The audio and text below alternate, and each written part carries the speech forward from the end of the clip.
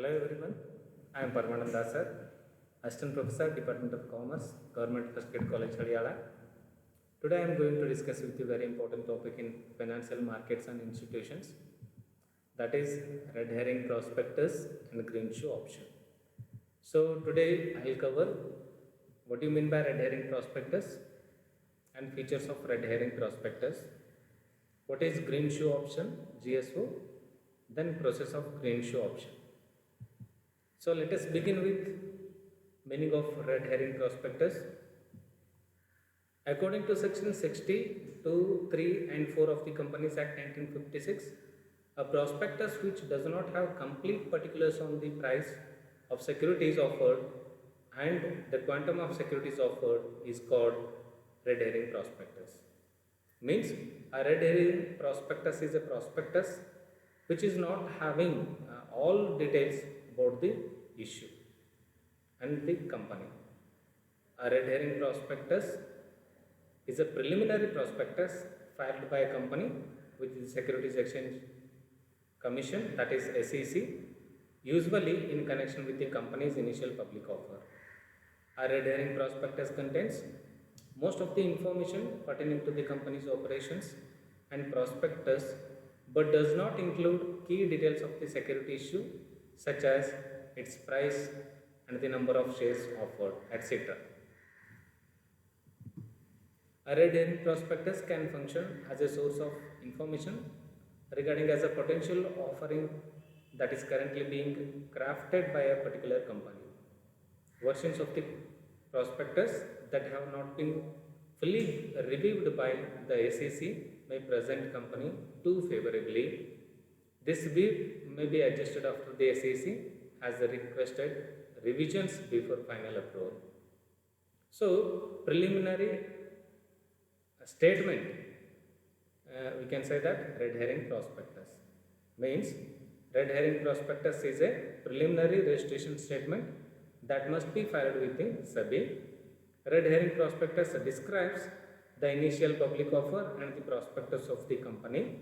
It does not contain the price or exact size of the issue. It contains statement in red that states that the company is not attempting to sell its shares before the registration is approved by the SEBI. So this statement mentioned in red color, because of that reason, maybe that word red herring word may be arrived. So this is about red herring prospectus. Then very important one more point is the red herring prospectus contains substantial information on the companies as well as information regarding the intended use of proceeds from the offering, the market potential for its products or service, financial statements, details regarding pertinent management, personnel and current major shareholders, pending litigations, other pertinent details.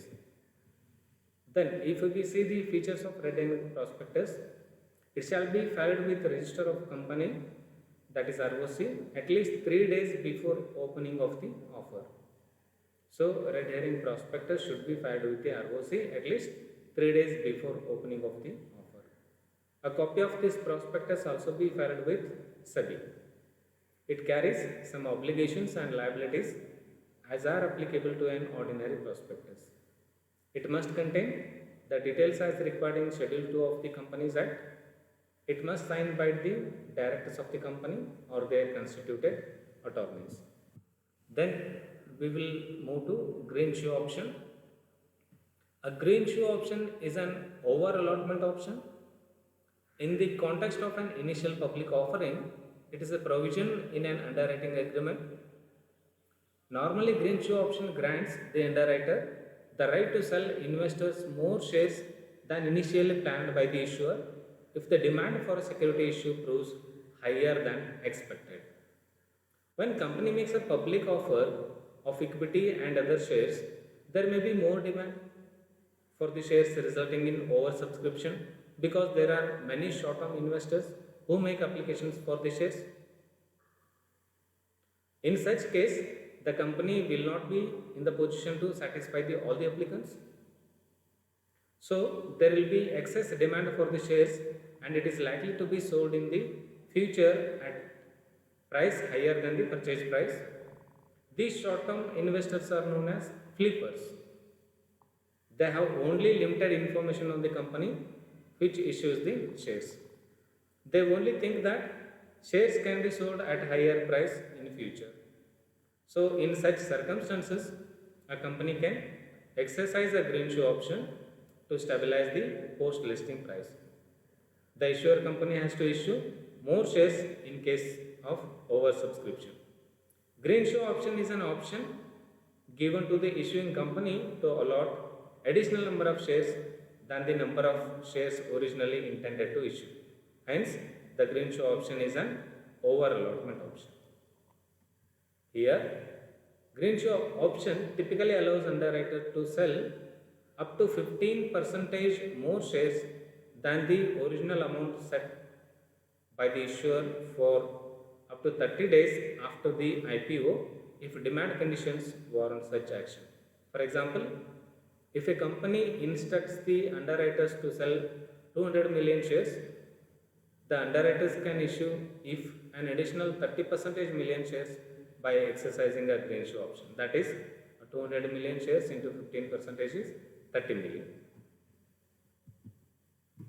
Then we will see the greenshoe option process. How greenshoe option will be processed. First step is appointment of stabilizing agent. The issuer company has to appoint one of the head book runners as the stabilizing agent who will be responsible for the price stabilization process. So who will take the price stabilization, so that institution or that book runner will be appointed as a stabilizing agent.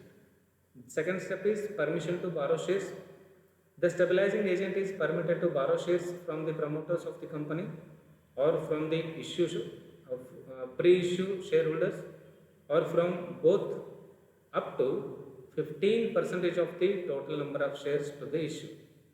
In case of listed company, a lender has hold more than 5% of the shares. So here what it means, permission to borrow shares up to 15% stabilizing agent can borrow from the promoters or from the pre-issue shareholders. Next step is dematerialized form of shares. Here dematerialized form of shares are available.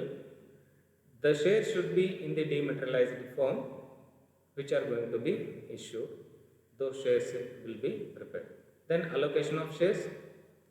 The stabilization agent has to allocate the shares on pro rata basis to the different categories of the bidders. Here bidders has to apply, then on the basis of pro rata stabilizing agent has to allocate the shares. Next step is buying of shares from market.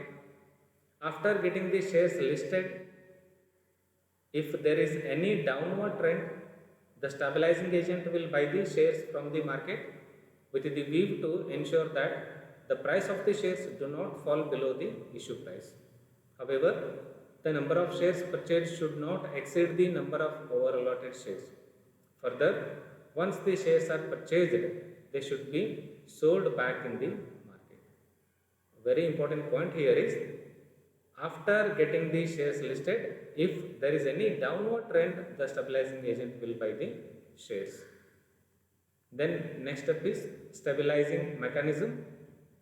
This is very important in greenshoe option.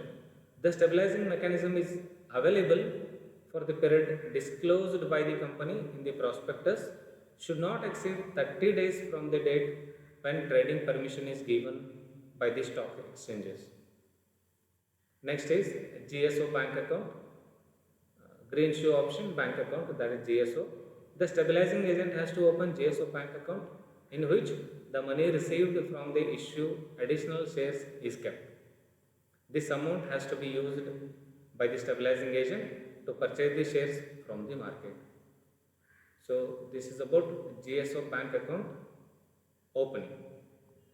Then regarding GSO bank account, the stabilizing agent should also open GSO bank account for the shares purchased from the market. These shares are to be refunded to the lenders within 2 days after the close of the stabilization period. So this is GSO bank account. Then allot fresh shares. On the expiry of the stabilization period, if the stabilizing agent does not buy shares to the extent of shares over allotted, the issuer company has to allot fresh shares to the lenders in dematerialized form to cover the shortfall of shares within 6 days from the expiry of the stabilization period.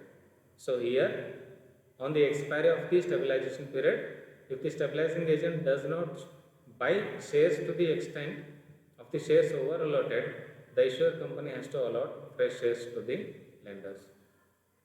Next, last step is remittance of amount. The stabilizing agent should remit the amount equal to the additional number of shares allotted by the company, issue price to the company from the GSO bank account. The remaining balance amount in this account should be transferred to the investor protection fund of the stock exchanges. The GSO demat account should be closed after returning the shares to the lender. So this is about process of green shoe option. Then these are my references: Dr. G.B. Baligar, Indian Financial Systems; Ashok Prakashan Hubli; Bharti B. Patak, The Indian Financial Systems, Markets and Institutions and Services; Pearson Education, New Delhi; Emoy Khan, Indian Financial Systems, TMH, New Delhi; Bhole and Jitendra Mahapur, Financial Institutions and Markets, TMH, New Delhi. Next, TC Daya, Financial Services, PHI, New Delhi. So, thank you for listening. Thank you, Ananda.